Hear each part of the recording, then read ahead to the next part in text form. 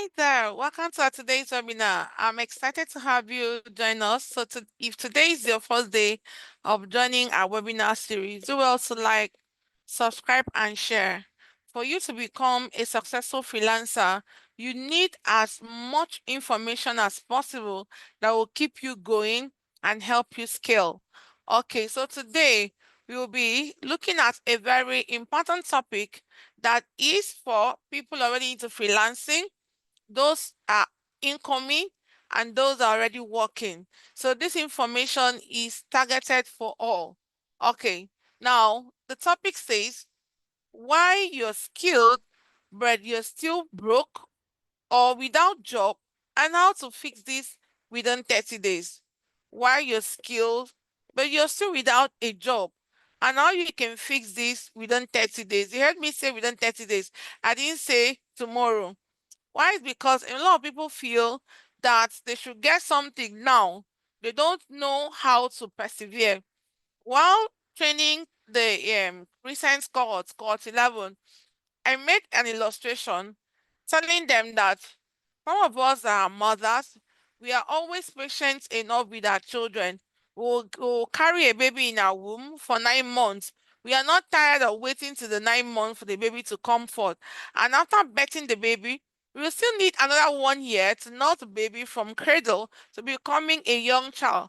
Now, this takes process. The majority of people come to freelancing as if it is a Ponzi scheme. They feel I get the skill now, I start landing job roles now. In as much as that is always applicable to some people, but it's not everybody that are usually very fortunate to have that experience. Personally, it took me like 3 months to get my first gig, and before that period, I was doing free jobs. What do we call free jobs? We called it volunteering. So when my first gig came, I was already prepared. I wasn't in a hurry to just land a job. I was in a hurry to get the needed knowledge that will sustain the job when it comes. So most people have the tools, but they don't have the knowledge that will sustain the tools and help them maintain their job role. So we are going to fix that today. Now, if you've taken courses, probably with Digital Skill Hub community or any platform, or maybe on YouTube, you watch courses, you join trainings, and then you still have not gotten an offer, the problem is not the skill or you. It doesn't mean that you're lazy or you're dumb. The problem is the market strategy. The market has changed. A lot of things has changed in the market system, which you are not aware of. And most time, you might feel I'm doing this thing, doing them in the wrong order. Okay, how do we fix this? We're going to fix this in different formats, and then majorly 3 or 4 listing I have written out that will help us scale this particular series. Number one is the problem of positioning. Some people have skill, but they do not have the positioning. Some have the positioning, but do not have the needed skill, while some work with portfolios or with titles, but do not have the right solution to a client's problem. Now, let's look at first positioning. Every time I talk about skills and webinars like this, I will tell you that people buy into you before they buy into what you're doing. So if you're not visible, nobody will see you, nobody will know you. Visibility beats perfection. So you might be very skilled, you might be very good. Everybody around you knows that you're good, but other people, the world outside of you, do not know that you're good. It means you're invisible because the few people around you will not be the ones to keep you hired. They won't be the ones to celebrate your skill. It is actually a stranger, which is a recruiter out there, that is in need of your service. So you must position yourself for visibility for you to be known. So if you're not known, you'll still be struggling to get a job. And that is it final. Whether you're on LinkedIn, whether you're on Upwork, whether you're even on Upwork, if you're not online to receive messages, you won't, nobody will reach out to you because they know that you're not viable. So you must be seen. Availability always brings us closer to opportunities. Number two is the problem of title. A majority of us only focus on the skill, but do not know how to solve real life problems. So you will say, I'm a customer support. Yes, customer support is a skill, and to you is a title because it's something you've niched down and said, I am now a customer support specialist. Yeah, it is a title, but that is not what clients are actually looking out for. What are they looking out for? They're looking out for somebody that will proffer a solution. So instead of saying, I am a customer support, you should be saying, I am a customer support. I will help you cut down churn rates and help save response time or improve response rates. That is what a client is looking at. So they are not looking at just your profile alone. They are not looking at just your CV. They are looking at the solution you're offering in that CV and on that your profile. And if your profile and your CV is not proffering solution, you are actually going to stay in the circle for so long. So the problem there now is not the skill, it's about your positioning and how you can solve real life problems. All right, let's move ahead.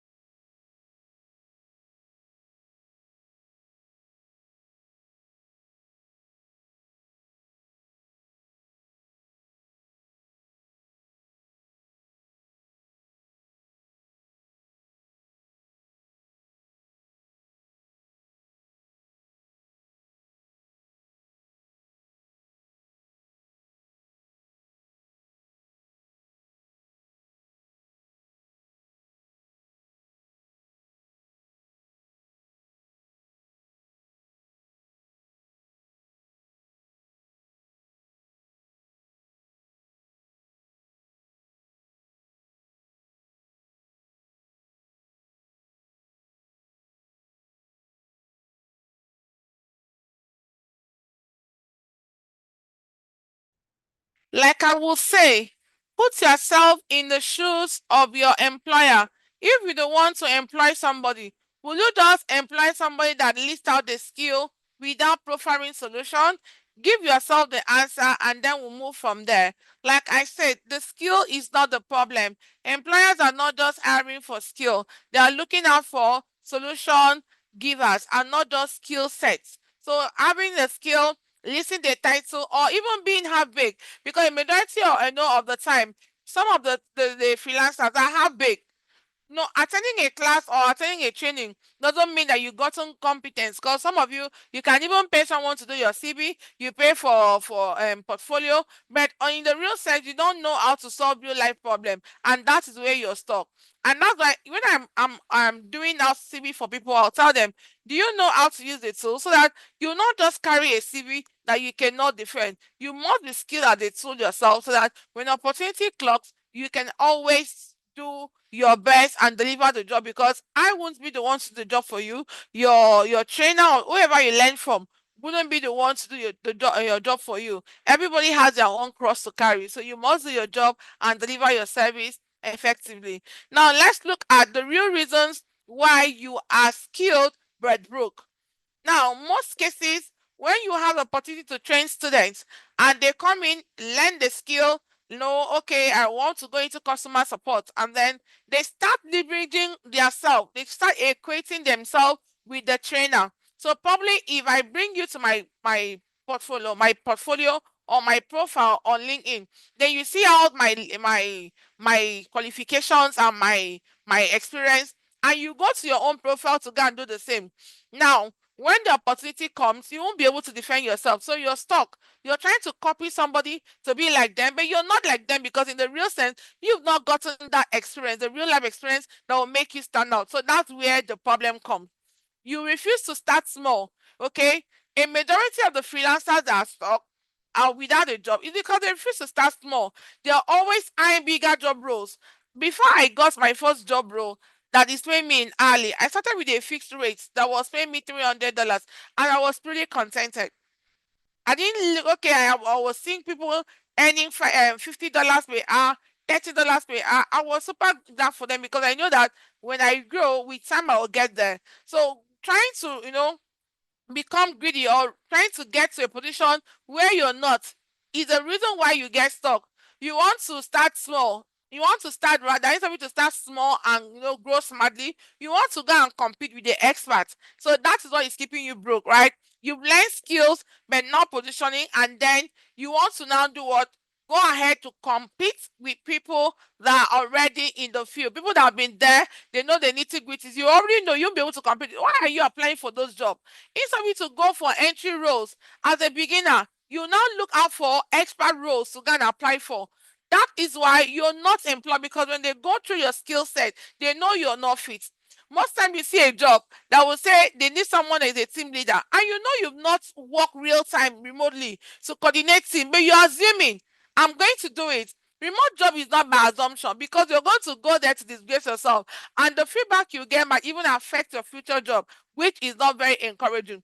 So instead of you to always assume, I can go and take the lead, I can go and do this, it is better you start small, small, smart, and grow and build visibility instead of trying to compete with someone that is already there. Okay, now beginners, do not apply for senior job roles. You will be stuck in that role forever. Okay, everyone needs money. But don't display your greediness there. You're trying to build an expertise in the field. Start small. What happens to the job that you can get $300, $400, $500? They are good jobs to start. Meanwhile, in your on-site job, before you get into tech, you were even doing 50K job, 100,000 naira job. And before you even get to 100,000, it took you years to achieve that. Then when you now came to learn tech, all of a sudden, you're eyeing bigger roles. Do not be like that. Start as a beginner and grow from there. Even at my level, I wouldn't say I'm expert. I would say I am an intermediate, because I've left the beginner stage. I'm in my mid career and I'm still growing. And I do not at all envy people that are behind above me. I do not envy people that are earning even far bigger salaries than I do, because they have paid the price. Freelancing takes time. It builds synergy, like I had explained. Nursing a child from your womb and giving birth to it is not a Ponzi scheme. So when you just come in now, all of a sudden, you see bigger job. You already know you'll be able to do this job. You start assuming. And when you're being employed, you start moving up and forth. You assume that you reach out to your coach. If you're reaching out to somebody like me, I won't help you, because I have told you the truth. Go for job roles you can do competently and show your expertise. Stop applying for jobs that are bigger than you. Stop assuming that I can do this job. Okay, what is there? And when the real job sense comes, you cannot do it. You start struggling. You start disgracing yourself. So instead of you, to go and do that, tell yourself the truth and tell yourself that I don't want to compete. So don't break into freelancing by competing with people that are ahead of you. Some people are even equate you. They'll just say, "Girl, is it not a coach?" And some of you are even say, "I am older than her. If she's doing this, I can do it." It's not about age. It's about experience. It's about building resilience. It's about expertise. It's about what you've done consistently. A majority of you, after the training, just some people, while even in the training, they didn't do even assignments. They did not do one assignment. Then after the training, they've not even gone back to it, but they're assuming that they can do the job. And another person have been on the system every day, trying to get better, trying to learn new things, trying to improve themselves, and then you want to go and compete with that person. No, please start at the beginner level and grow from there. Okay, do not break in by starting, as a competitor. Break in by starting small and staying visible. Start small and stay visible. That way, you'll be able to stay and maintain relevance in the long while. Number 3, your effort is scattered. Majority of you, You came to learn tech with Digital Skill Hub community, and then you move from there, learn elsewhere, and then you want, okay, it's like this BA, jobs are not coming, let me go to this one. No, you end up scattering your efforts. It is better you learn a skill and stay on it and build expertise and competence on it. Okay. So when your effort are scattered, how do you know that it is scattered? Number one, you have too many skills. Now, when I train my students, I tell them niche down. Look out for the niches you've taught. Which one do you naturally love doing? Which one is your passion carrying? You can follow that and grow with it. So do not acquire many skills. This coach is teaching there. You want to go there? Come and see free scholarship. Be rush. Now you're learning and getting many skills. As you're getting the skill, you're becoming more confused. You're not getting clarity. So many skills will make your effort scattered. So many platforms, so many coaches. You are here listening to this one. You are there today. This one is no more obtainable. This one is still small. That one is big. Let me go. And then you just move. So many skills, so many platforms will make your effort scattered. No clear focus. So you're not coming to freelancing to build a career. You're coming as a poverty rescue scheme. And because of that, you'll be stuck. You'll be broke. Let me do this job. So I'll use it and do this. And the job may not come, they may not be forthcoming like you expected. What do? You stay stuck. So it is better you focus on a skill rather than getting too many skills, joining too many platforms, going from one post to the other, going from one coach to the other, or learning different skills at the same time. Skills are not related to originally what you want to do. Now, how do you fix that? Instead of learning too many skills, focus on the one you can do. Work on your weak profiles.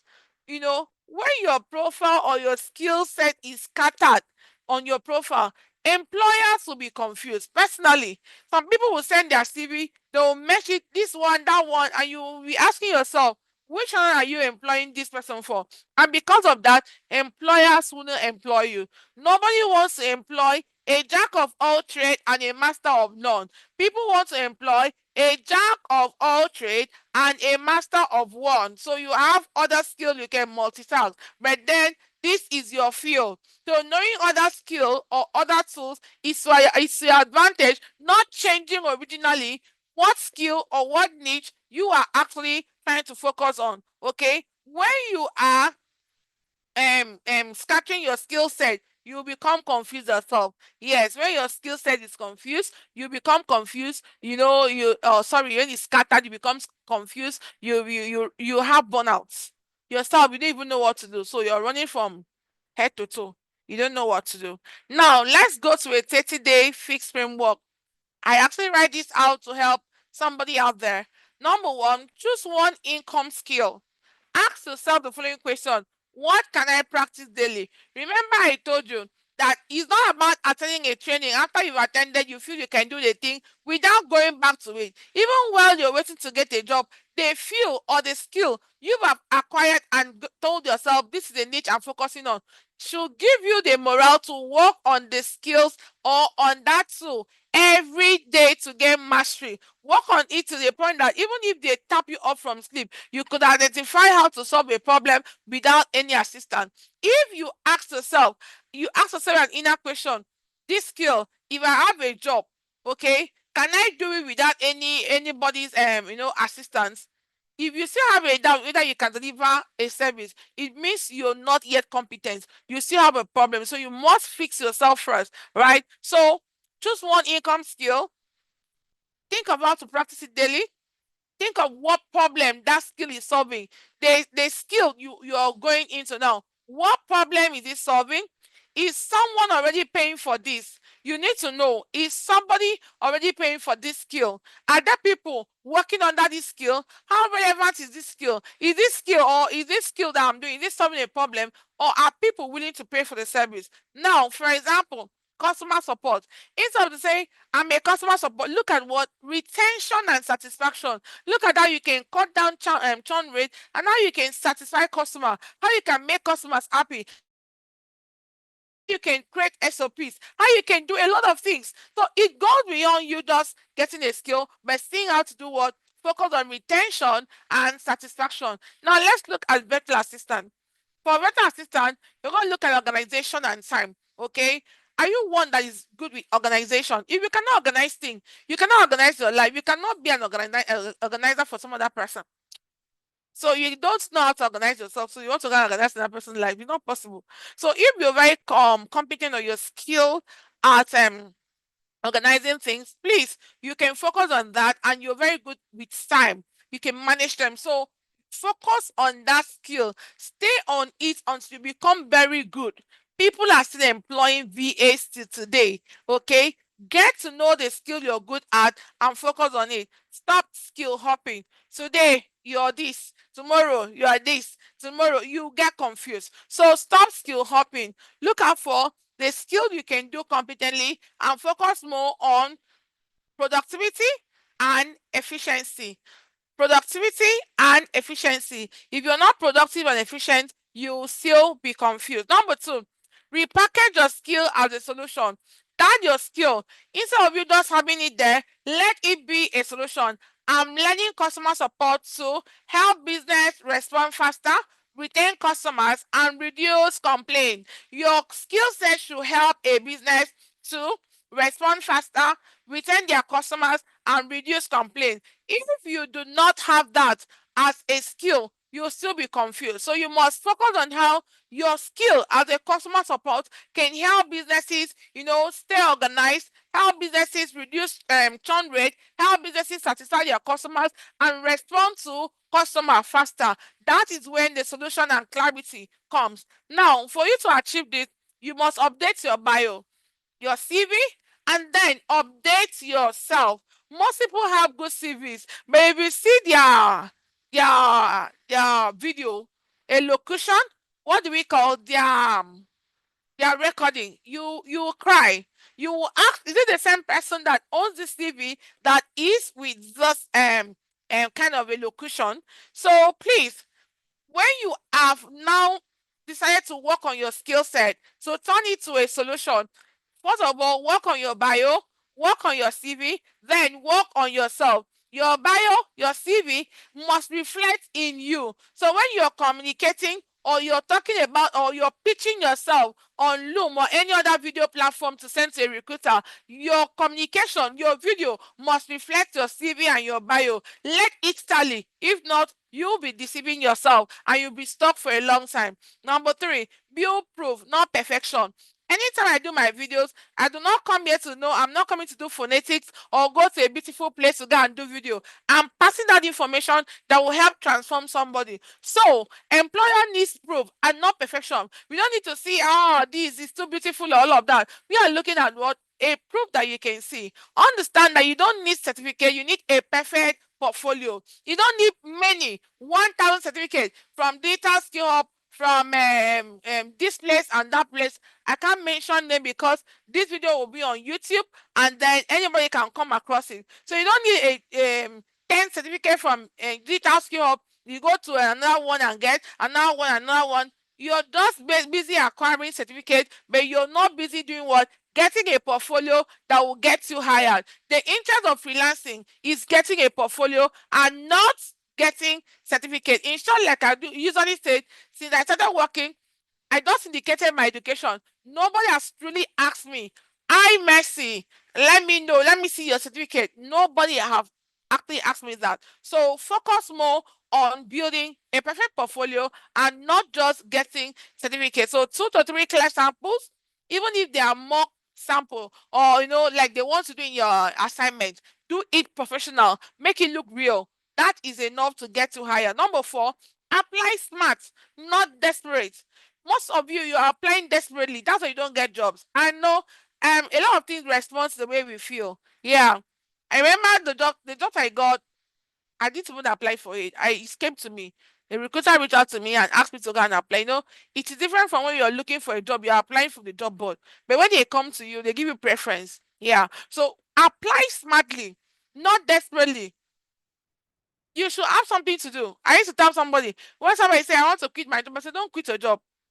Do it, get mastery of your tools. Apply by the side, okay? Keep on applying.